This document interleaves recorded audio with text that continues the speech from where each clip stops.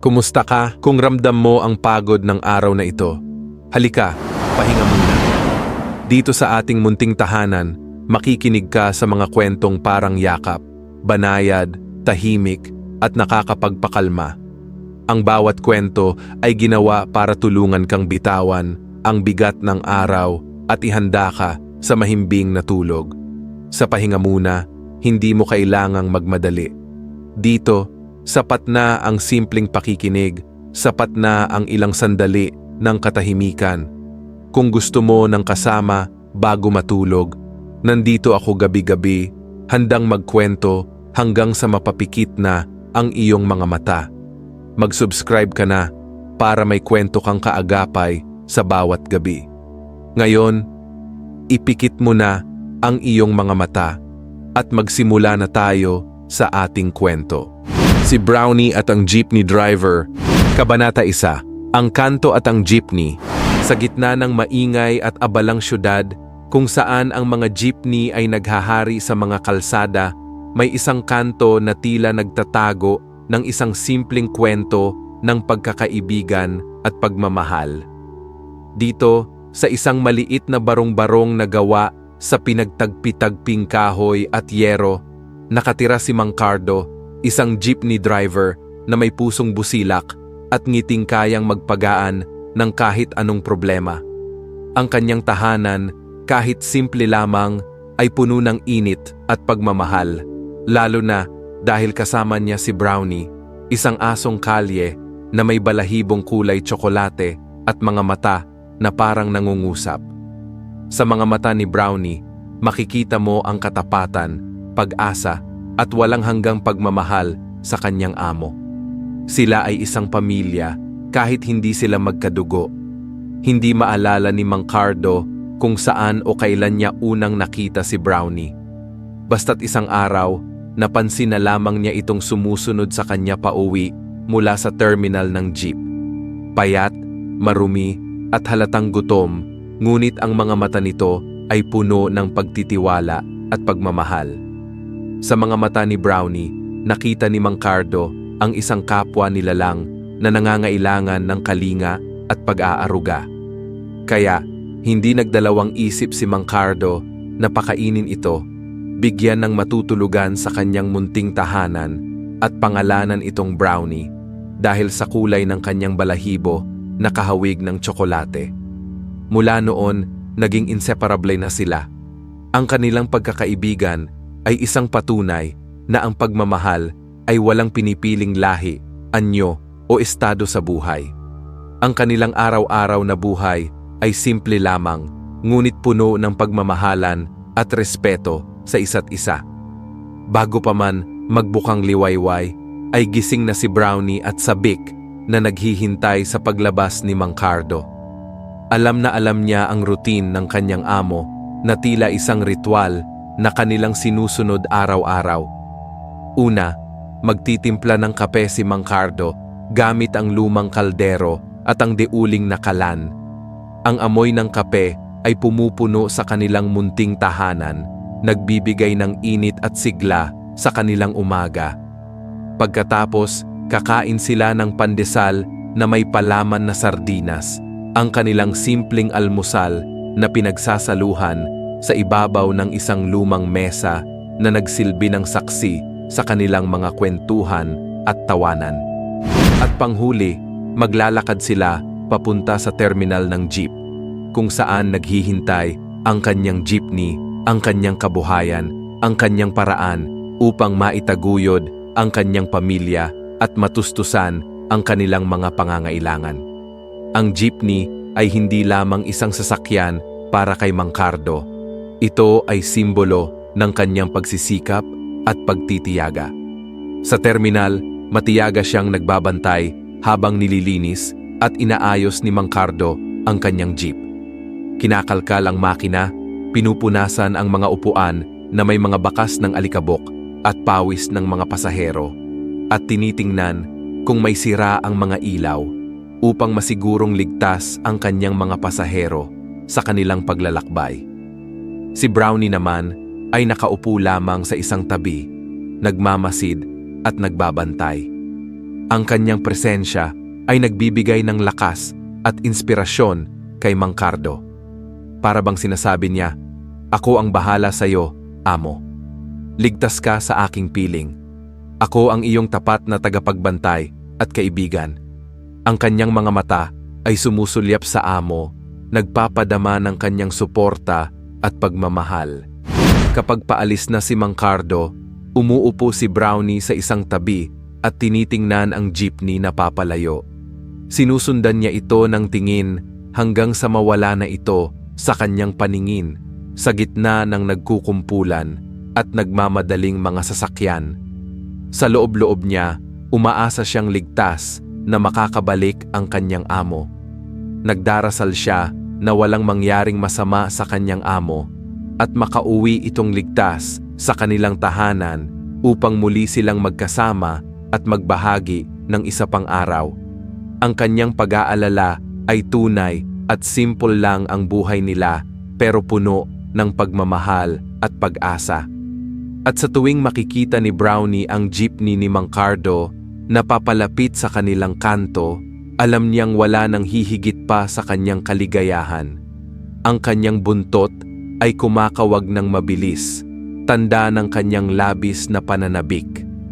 Sa buong araw, si Brownie ay naglilibot sa kanilang kanto. Nakikipaglaro sa ibang mga aso, nakikipag-usyoso sa mga dumadaan, at kung minsan, nakikihingi ng pagkain sa mga tindahan.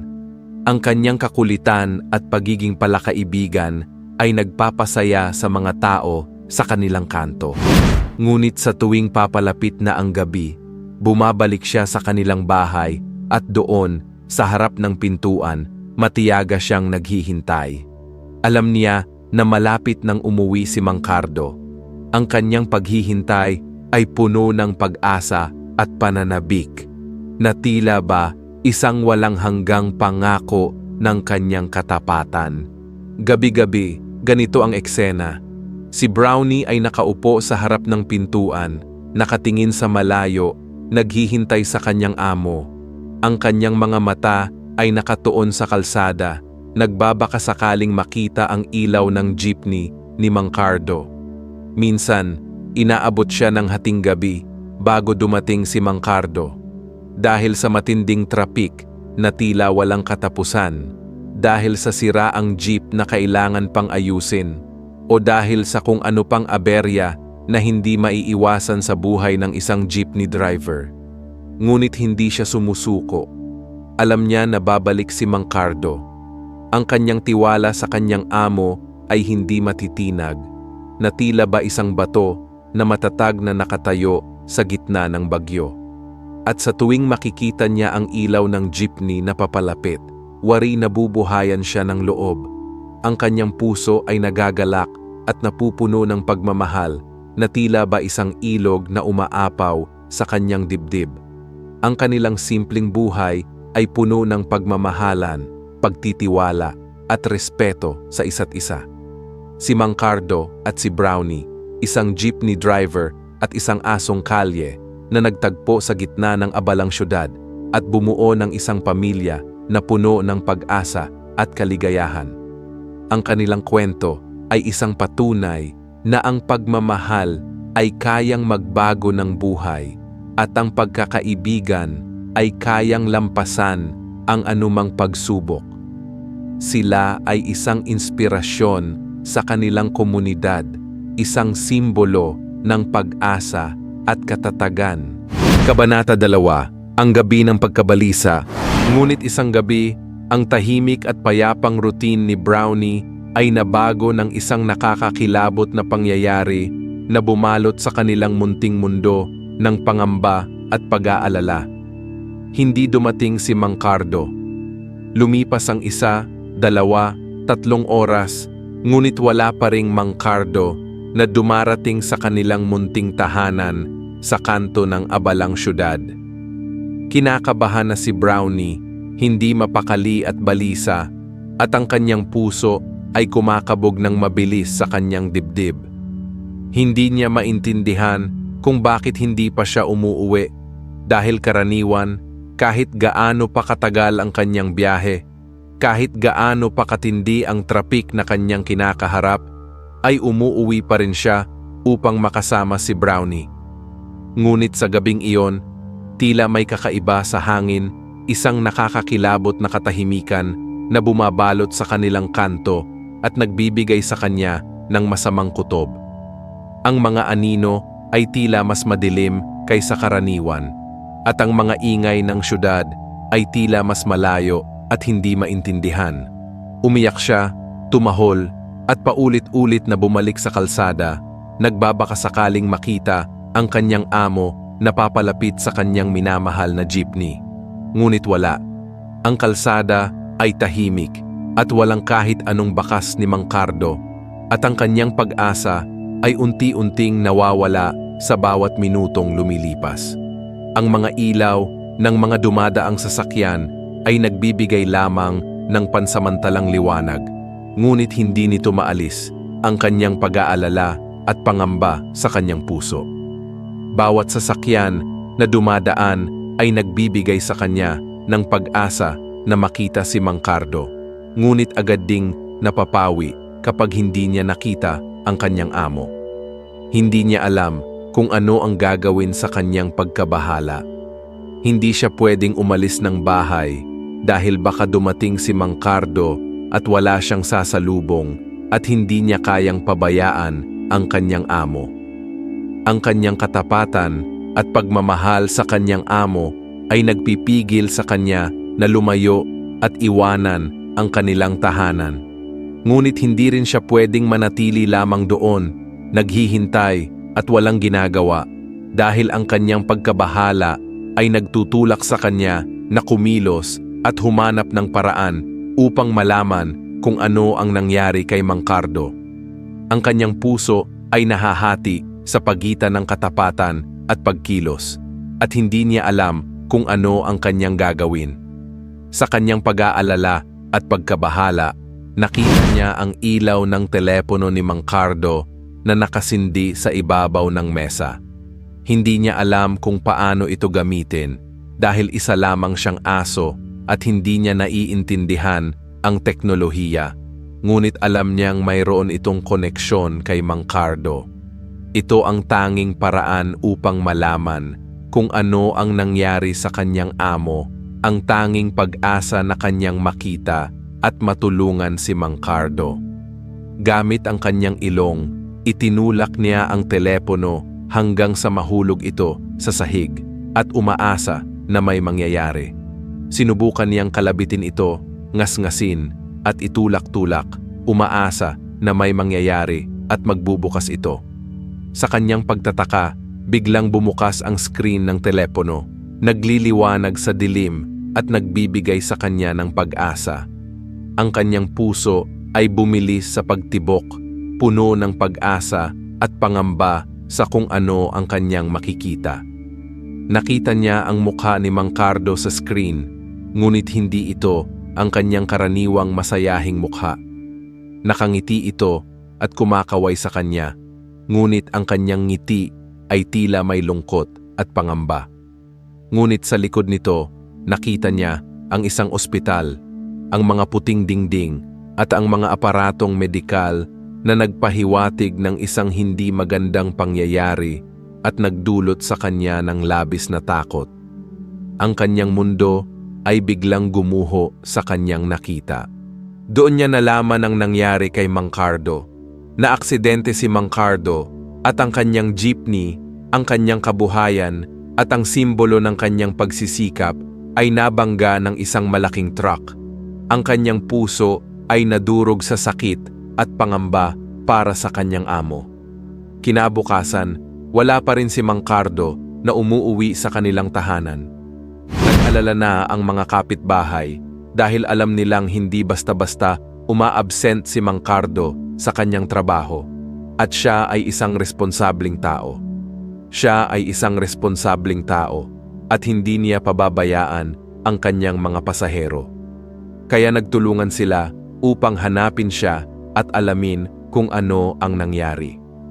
Ang kanilang pagkakaisa ay nagpapakita ng kanilang pagmamahal at respeto kay Mang Cardo, na isang mabuting tao at kaibigan sa kanilang komunidad.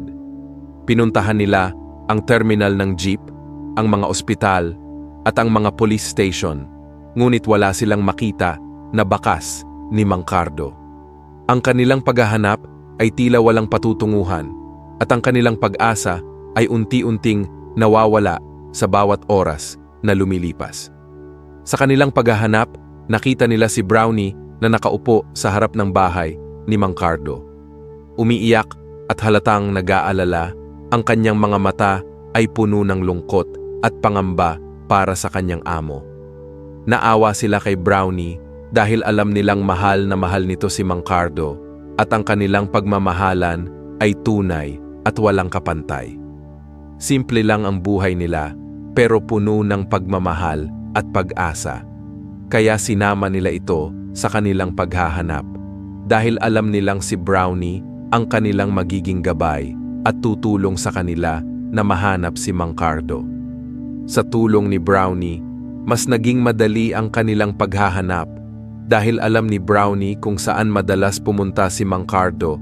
Alam niya ang kanyang mga kaibigan at kakilala at alam niya ang kanyang mga paboritong lugar sa syudad. Sa wakas, natagpuan nila si Mang Cardo sa isang malaking ospital sa Quezon City. Siya ay nasa malubhang kalagayan at ang kanyang buhay ay nakasalalay sa isang operasyon na kailangan niyang pagdaanan. Ang kanilang puso ay nadurog sa sakit at pangamba para kay Mang Cardo. Ngunit hindi sila nawala ng pag-asa dahil alam nilang malalampasan ni Mang Cardo ang pagsubok na ito at sila ay magiging matatag para sa kanya. Ang kanilang pananalig sa kanyang katatagan ay hindi matitinag at sila ay mananatiling positibo sa kabila ng kanilang kinakaharap. Kabanata 3, ang ospital at ang lihim. Sa loob ng malamig at tahimik na ospital, kung saan ang bawat hakbang ay pinipigil at ang bawat bulong ay nagdadala ng bigat ng pag-asa at pangamba, nakaratay si Mang Cardo. Ang kanyang katawan na dating puno ng sigla at lakas ay ngayon ay puno ng mga galos, benda at mga tubo na nakakabit sa iba't ibang makina. Ang kanyang mukha na dating laging may ngiti ay ngayon ay puno ng sakit, pagod at pangamba para sa kanyang kinabukasan. Ngunit sa kabila ng kanyang kalagayan, ang kanyang mga mata ay puno pa rin ng pagmamahal at pag-aalala para kay Brownie, ang kanyang tapat na kaibigan at kasama. Sa tabi ng kanyang kama, nakaupo si Brownie, nagbabantay at nagdarasal para sa kanyang amo.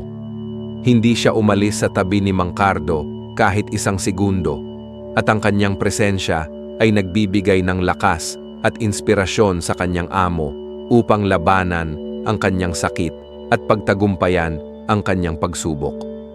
Ang kanyang katapatan ay tunay at walang kapantay, at siya ay handang gawin ang lahat para kay Mang Cardo, kahit na mga hulugan ito ng paglayo sa kanyang amo. Ang mga doktor at nurses ay nagpupuyat upang alagaan si Mang Cardo, at sila ay ginagawa ang lahat ng kanilang makakaya upang siya ay gumaling at makabalik sa kanyang normal na buhay. Sila ay nagbibigay ng gamot, nagbabantay sa kanyang vital signs, at nagbibigay ng suporta sa kanyang pamilya at mga kaibigan. Ngunit ang operasyon na kailangan niyang pagdaanan upang lubusang gumaling ay napakamahal at hindi nila alam kung paano nila ito matutustusan. Ang pag-asa ay unti-unting nawawala at ang kanilang puso ay puno ng pangamba para sa kinabukasan ni Mang Cardo. Ngunit hindi alam ni Mang Cardo na may isang lihim si Brownie, isang lihim na kayang magpabago sa kanilang buhay at magbigay sa kanila ng pag-asa. Si Brownie ay hindi lamang isang ordinaryong aso na walang ibang ginawa kundi ang kumain, matulog at maglaro, dahil siya ay may angking talino at kakayahan na hindi karaniwan sa mga aso. Kaya niyang intindihin ang mga sinasabi ng tao. Kaya niyang mag-isip at magdesisyon ng mag-isa, at higit sa lahat, kaya niyang magmahal ng walang pasubali at walang hinihintay na kapalit.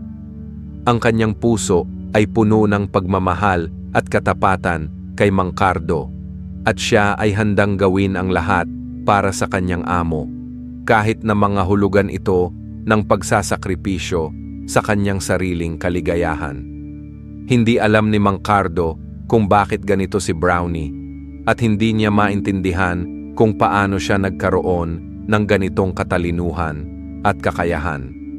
Basta't ang alam niya, siya ang pinakamatalino at pinakamabait na aso sa buong mundo, at siya ay nagpapasalamat na siya ay naging bahagi ng kanyang buhay at nagbibigay sa kanya ng lakas at inspirasyon. Isang araw, habang nagbabantay si Brownie kay Mang Cardo, nakarinig siya ng usapan sa pagitan ng mga doktor tungkol sa kalagayan ng kanyang amo. Napag-alaman niya na kailangan ni Mang Cardo ng isang espesyal na gamot na napakamahal, at kung hindi niya ito makukuha, maaaring hindi na siya gumaling at makabalik sa kanyang normal na buhay. Ang kanyang puso ay nadurog sa kanyang narinig, at siya ay hindi makapaniwala sa kanyang kapalaran. Ang gamot ay nagkakahalaga ng libu-libong piso, at hindi nila alam kung paano nila ito matutustusan. Ang pag-asa ay unti-unting nawawala, at ang kanilang puso ay puno ng pangamba para sa kinabukasan ni Mang Cardo.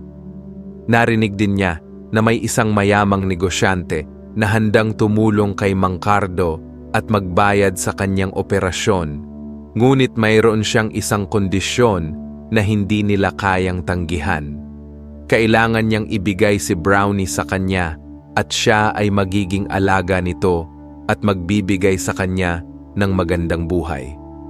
Ang puso ni Brownie ay nadurog sa kanyang narinig dahil hindi niya kayang iwanan si Mang Cardo at maglayo sa kanyang amo.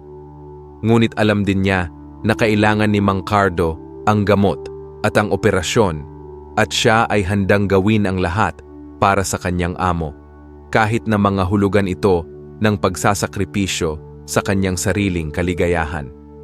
Ang kanyang pagmamahal at katapatan kay Mang Cardo ay hindi matitinag, at siya ay handang gawin ang lahat para sa kanyang amo. Hindi nagdalawang isip si Brownie, dahil alam niyang kailangan niyang gawin ang lahat para matulungan si Mang Cardo at iligtas ang kanyang buhay. Kahit na mga hulugan ito ng paglayo sa kanyang amo, kahit na mga hulugan ito ng panganib at sakripisyo, siya ay handang gawin ang lahat para sa kanyang amo. Ang kanyang pagmamahal at katapatan kay Mang Cardo ay hindi matitinag, kaya nagdesisyon siyang umalis sa ospital at hanapin ang gamot para kay Mang Cardo. Ang kanyang paglalakbay ay magiging mahirap at mapanganib, ngunit siya ay handang harapin ang anumang pagsubok para sa kanyang amo at iligtas ang kanyang buhay. Kabanata 4. Ang desisyon at ang paglalakbay. Sa kanyang munting puso na puno ng katapatan at pagmamahal, si Brownie ay gumawa ng isang napakahirap na desisyon na magbabago sa kanyang buhay at susubok sa kanyang katapangan.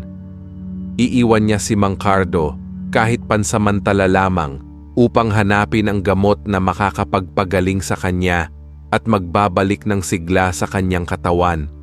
Ang ideya pa lamang na malayo sa kanyang amo na kanyang itinuturing na pamilya ay nagdudulot sa kanya ng matinding lungkot at pangungulila, ngunit alam niyang ito ang tamang gawin at walang ibang paraan. Ang pagmamahal niya kay Mang Cardo ay mas matimbang kaysa sa kanyang sariling kaligayahan, at handa siyang isakripisyo ang kanyang sarili para sa kanyang amo. Tahimik siyang lumabas ng ospital, nagtatago sa dilim ng gabi upang hindi siya mapansin ng mga doktor at nurses na nagbabantay kay Mang Cardo. Ang malamig na hangin ay humahampas sa kanyang balahibo, nagdudulot sa kanya ng ginaw, ngunit hindi nito mapapawi ang init ng kanyang determinasyon at ang apoy ng kanyang pag-asa. Alam niyang hindi magiging madali ang kanyang paglalakbay at marami siyang pagsubok na haharapin, ngunit handa siyang harapin ang anumang panganib at balakid. Ang kanyang puso ay puno ng pag-asa at pagmamahal kay Mang Cardo, at ito ang kanyang magiging gabay at lakas sa kanyang paglalakbay. Ngunit paano niya ito gagawin? Paano niya hahanapin ang gamot na kailangan ni Mang Cardo? Wala siyang pera na pambili ng gamot. Wala siyang kakilala sa labas ng kanilang kanto na maaaring tumulong sa kanya. At isa lamang siyang aso na hindi marunong magsalita o magbasa.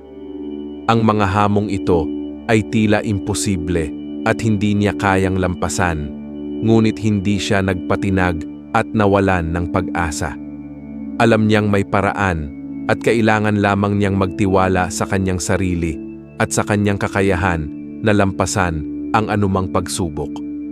Bago siya umalis, bumalik siya sa silid ni Mang Cardo at tahimik na nagpaalam sa kanyang amo. Tinitigan niya ang kanyang amo na mahimbing na natutulog at dinilaan niya ang kanyang kamay bilang tanda ng kanyang pagmamahal, katapatan at pangako na babalik siya. Sa kanyang puso, nangako siyang babalik siya at hindi niya pababayaan si Mang Cardo at gagawin niya ang lahat upang siya ay gumaling. Sa kanyang paglalakbay, si Brownie ay humarap sa iba't ibang mga pagsubok at panganib na susubok sa kanyang katapangan at determinasyon. Ang syudad ay puno ng mga taong hindi niya kilala at hindi niya mapagkakatiwalaan, mga sasakyang nagmamadali na maaaring sumagasa sa kanya, at mga lugar na hindi niya alam kung paano pupuntahan. Ngunit hindi siya sumuko at patuloy siyang naglakbay, umaasa na makahanap ng tulong at makamit ang kanyang layunin. May mga taong nagpakita ng kabaitan sa kanya, nagbigay ng pagkain at tubig upang siya ay mabuhay, at nagturo ng daan upang hindi siya maligaw. Ngunit mayroon ding mga taong nagtangka siyang saktan, nagtaboy sa kanya na parang basura, at nagpakita ng kasamaan na hindi niya maintindihan. Ang kanyang paglalakbay ay puno ng mga pagsubok na susubok sa kanyang katatagan, ngunit hindi siya nawala ng pag-asa at patuloy siyang lumaban. Sa kanyang paglalakbay, nakatagpo si Brownie ng iba't ibang mga hayop na may kanya-kanyang personalidad at kwento, mga pusa na naglalakad sa mga bubong, mga ibon na lumilipad sa himpapawid, at iba pang mga aso na may iba't ibang lahi at anyo. Ang ilan sa kanila ay naging kaibigan niya at tinulungan siya sa kanyang paglalakbay, habang ang iba naman ay naging kaaway niya at tinangka siyang pigilan. Ngunit hindi siya nagpatinag at patuloy siyang naglakbay, umaasa na makahanap ng tulong at makamit ang kanyang layunin. Isang araw, habang siya ay naglalakad sa isang abalang kalsada, nakarating si Brownie sa isang malaking parke na puno ng mga puno at halaman. Dito, nakatagpo siya ng isang matandang babae na nagngangalang Aling Marta, na nagpapakain sa mga ibon at nagbabasa ng libro. Si Aling Marta ay mahilig sa mga hayop at agad niyang napansin ang katalinuhan at katapatan ni Brownie sa kanyang mga mata. Kinuwento ni Brownie kay Aling Marta ang kanyang paglalakbay at ang kanyang layunin na hanapin ang gamot para kay Mang Cardo. Naantig si Aling Marta sa kanyang kwento at nagdesisyon siyang tulungan siya sa kanyang paghahanap. Alam ni Aling Marta kung saan makakabili ng gamot na kailangan ni Mang Cardo, at handa siyang samahan si Brownie sa kanyang paghahanap. Sa tulong ni Aling Marta, mas naging madali ang paglalakbay ni Brownie at mas malaki ang kanyang pag-asa na makamit ang kanyang layunin. Si Aling Marta ang nagturo sa kanya ng daan, nagbigay ng pagkain at tubig, at nagprotekta sa kanya mula sa mga panganib na kanyang kinakaharap. Ang kanilang pagkakaibigan ay nagbigay kay Brownie ng lakas at inspirasyon upang ipagpatuloy ang kanyang paglalakbay at hindi sumuko sa kanyang paghahanap. Kabanata 5, ang syudad at ang social media. Sa tulong ni Aling Marta, na naging kanyang tagapag-alaga at kaibigan sa kanyang paglalakbay, nakarating si Brownie sa isang malaking syudad na puno ng mga nagtataasang gusali na tila umaabot sa langit, mga sasakyang nagmamadali na parang mga alon sa dagat, at mga taong naglalakad na parang mga langgam na may kanya-kanyang patutunguhan. Ang syudad ay tila isang labirintong walang katapusan, at si Brownie ay nalilito at hindi alam kung saan pupunta at kung paano hahanapin ang gamot na kailangan ni Mang Cardo. Ngunit hindi siya nawala ng pag-asa at patuloy siyang sumunod kay Aling Marta, nagtitiwala sa kanyang gabay at kaalaman sa syudad. Alam ni Aling Marta na ang gamot na kailangan ni Mang Cardo ay matatagpuan sa isang malaking parmasya na kilala sa buong syudad at matatagpuan sa gitna ng abalang distrito ng negosyo. Ngunit ang parmasya ay napakalayo at kailangan nilang sumakay ng bus upang makarating doon at hindi maligaw sa kanilang pupuntahan. Sa bus, si Brownie ay nakaramdam ng takot at kaba dahil hindi siya sanay sa ganitong karaming tao na nakapaligid sa kanya. Ang ingay at amoy ng syudad ay nakakalula at nakakahilo, at siya ay hindi mapakali sa kanyang upuan. Ngunit hindi siya nagpakita ng takot at patuloy siyang nagtiwala kay Aling Marta na kanyang kasama. Nang makarating sila sa parmasya, si Brownie ay namangha sa laki at ganda nito. Ang mga ilaw ay nagliliwanag na parang mga bituin, at ang mga produkto ay nakaayos ng maayos sa mga estante na parang mga sundalo na nakahanay. Ngunit hindi siya nagpaapekto sa kanyang nakita at patuloy siyang nagtuon sa kanyang layunin na hanapin ang gamot para kay Mang Cardo. Ngunit nang tanungin ni Aling Marta ang presyo ng gamot sa nagtatrabaho sa parmasya, sila ay nagulat at hindi makapaniwala sa kanilang narinig. Ang gamot ay napakamahal at hindi nila kayang bayaran dahil simple lang ang buhay nila, pero puno ng pagmamahal at pag-asa. Ang kanilang pag-asa ay unti-unting nawawala at sila ay hindi alam kung ano ang gagawin at kung paano nila matutulungan si Mang Cardo. Ngunit hindi sumuko si Brownie sa kanyang paghahanap. Alam niyang may paraan upang makakuha ng pera at kailangan lamang niyang magtiwala sa kanyang sarili at gamitin ang kanyang katalinuhan. Kaya nagdesisyon siyang gumawa ng isang bagay na hindi niya pa nagawa dati at susubok sa kanyang katapangan.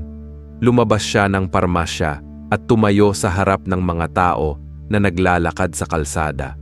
Umiyak siya, tumahol, at nagpakita ng kanyang pagmamakaawa sa mga tao na kanyang nakikita. Ang kanyang mga mata ay puno ng lungkot at pangamba para kay Mang Cardo, at ang kanyang puso ay puno ng pagmamahal at katapatan sa kanyang amo. Ang mga tao ay napansin si Brownie at sila ay naantig sa kanyang kwento at sa kanyang pagmamahal kay Mang Cardo. Kinuha nila ang kanilang mga cellphone at kinuhanan siya ng litrato at video, at ipinost nila ang kanyang kwento sa social media upang makatulong sa kanya. Maraming tao ang naantig sa kwento ni Brownie at sila ay nagdesisyon na tumulong sa kanya at kay Mang Cardo. Nag-donate sila ng pera sa pamamagitan ng online fundraising, nagbahagi ng kanyang kwento sa kanilang mga kaibigan at pamilya, at nagpakita ng kanilang suporta sa pamamagitan ng pagbibigay ng mga positibong komento. Ang social media ay naging isang kasangkapan upang ipakita ang kabutihan ng mga tao at ang kanilang pagmamahal sa mga hayop. Sa loob lamang ng ilang oras, nakalikom sila ng sapat na pera upang bilhin ang gamot na kailangan ni Mang Cardo at iligtas ang kanyang buhay. Si Brownie at Aling Marta ay hindi makapaniwala sa kanilang nakita, at sila ay nagpasalamat sa lahat ng mga taong tumulong sa kanila at nagpakita ng kanilang kabutihan. Bumili sila ng gamot sa parmasya at nagpasya na bumalik sa ospital upang ibigay ito kay Mang Cardo. Sa kanilang paglalakbay, sila ay nakaramdam ng pag-asa at kaligayahan dahil alam nilang malapit na nilang makita si Mang Cardo at siya ay gagaling sa tulong ng gamot. Kabanata 6, ang pagbabalik at ang aral. Makalipas ang ilang oras, lumabas ang doktor at ngumiti kay Aling Marta. Maaari na kayong huminga ng maluwag. Naging matagumpay ang operasyon. Malaking bagay na nakuha agad ang gamot na pahagulgol sa tuwa si Aling Marta at si Brownie naman ay nagwagayway ng buntot, tila nauunawaan ang magandang balita. Tumalon ito at halos halikan ng kamay ng doktor na tila nagpapasalamat. Makalipas ang ilang linggo ng gamutan at pagpapahinga, unti-unting lumakas si Mang Cardo. At sa araw ng kanyang paglabas sa ospital, naroon ang buong kapitbahayan upang sumalubong. May bitbit silang pagkain, may banderitas pa sa kanto, at lahat ay sabik makita siyang muli. Ngunit higit sa lahat, si Brownie ang pinaka-excited. Nang makita niya si Mang Cardo na nakasakay sa wheelchair palabas ng ospital, agad itong tumakbo, tumalon, at halos hindi mapigilan ang saya. Tahol siya ng tahol, paikot-ikot, at tila ba sinasabi, "Nandito ka na uli, hindi na kita iiwan." Mahigpit na niyakap ni Mang Cardo ang aso. "Brownie, anak, salamat. Kung hindi dahil sa'yo, baka wala na ako ngayon." Namutawi ang luha sa kanyang mga mata, ngunit ngayon ay luha ng pasasalamat at tuwa. Pagbalik nila sa kanilang kanto, sinalubong sila ng kapitbahay na may karatulang nakasulat, "Mabuhay si Mang Cardo at ang tapat na si Brownie." Parang piyesta ang naganap. Ang dating tahimik na lugar ay napuno ng musika, tawanan at mga kwento ng kabutihan. May nag-ambag para maayos ang naaksidenteng jeep ni Mang Cardo. May mga pulis na nagbigay pugay at maging ang lokal na pamahalaan ay dumating upang magbigay ng plake kay Brownie bilang tapat na alaga ng bayan. Kinuhanan sila ng litrato, si Mang Cardo na nakangiti, si Brownie na nasa tabi niya, at si Aling Marta na parang tunay na ina ng lahat. Ang larawang iyon ay kumalat din sa social media at naging simbolo ng pag-asa at katapatan. Lumipas ang mga buwan, muling bumalik sa normal ang buhay. Nagbabalik pasada si Mang Cardo sa kanyang jeep, habang si Brownie naman ay lagi pa ring nakabantay at sumasama sa kanya. Ngunit sa bawat pasahero na sasakay, laging may nagbabanggit, "Driver, ikaw po ba yung nasa viral video kasama yung aso ninyo? Grabe, saludo po kami sa inyo." Ngumiti lamang si Mang Cardo at hinaplos si Brownie. "Oo, siya yon. Pero tandaan ninyo, hindi lang ito kwento ng isang aso. Kwento ito ng pagmamahal, sakripisyo at pagkakaisa." At mula noon, naging alamat sa kanilang lugar ang kwento ni Brownie. Madalas ikuwento ng mga matatanda sa mga bata.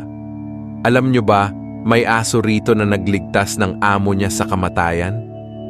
Ang kwento ni Brownie ay nagsilbing paalala na ang tunay na pamilya ay hindi nasusukat sa dugo o salita, kundi sa gawa at katapatan.